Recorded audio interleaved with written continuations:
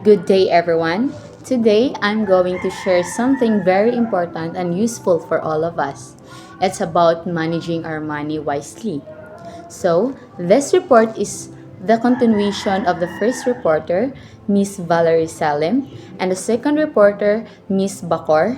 And I am the last reporter of our topic, which is income and expenditure tracking.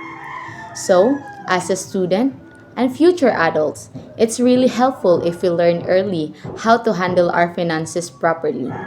Kay kung kabalo ta mo manage sa ato kwarta, dili lang ta makasave, pero makabuild pud ta og financial habits for our future. So, our topic for today focuses on steps in managing and tracking your expenses, particularly on reviewing and analyzing spending, setting a budget, and automating, monitoring, and reflecting on our finances. So, these steps will help us understand kung unsaon nato paggasto nato kwarta, and how to plan our budget properly, and how to make sure nga naa ta sa right track toward our financial goals. So, let's start learning how to be wise spenders and smart savers. Now, let's begin with step 6, review and analyze spending. So, review and analyze spending. Sa part na ini is importante na tanaw nato every month kung diin nato ginagaston ato mga kwarta. So, sometimes, dali ra nato magasto without noticing. Like, sa small things such as snacks, online shopping, or unnecessary subscriptions. So, when we review our spending, we can see kung asa kita naga-overspend or asa nato ma-save. For example, kung makita nato na daghan ta na gasto sa wants kaysa sa needs, pwede nato i-adjust para mas makasave kita. So, by analyzing our spending, makita nato kung effective ba ang ato budget. Kung naamantay sobra or pwede nato ibutang sa savings or emergency fund. Pero kung kulang, then we know we have to lessen our unnecessary expenses. So, in short, reviewing helps us become aware of our money habits. And awareness is the first steps to improvement. So next, step 7 is set a budget.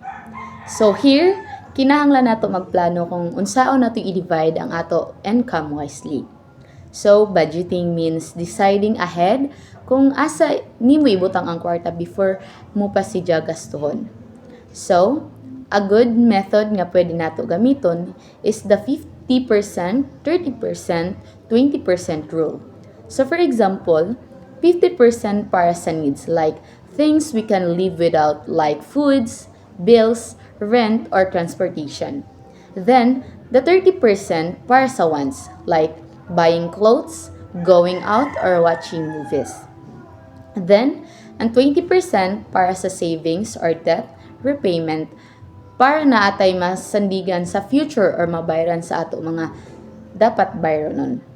So, budgeting helps us control our money instead of letting money control us.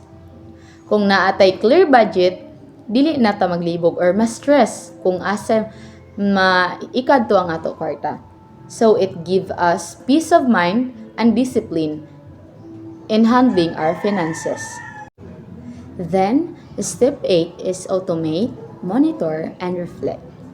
So, first, automate meaning iset up nato automatic ang payments or savings so dili na nato malimtan. For example, you can schedule your savings every payday para automatic siya ma-save. Second, monitor. Always check your budget and spending.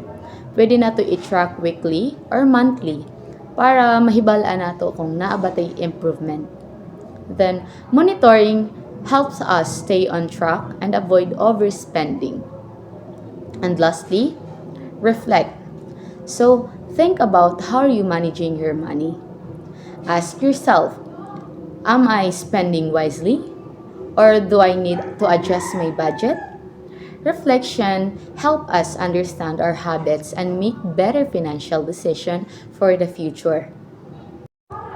So, in conclusion, by keeping an eye on where our money goes, makatbuhat taog smarter choices. We can save more and we can stay on the right path toward our financial goals. So always remember, small actions like tracking your expenses, setting a budget, and reviewing regularly can make a big difference in your financial future.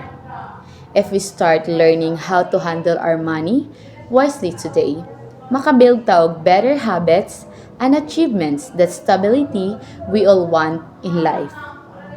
Again, I am Donna Marie Emosandi, the last reporter of this topic. Thank you.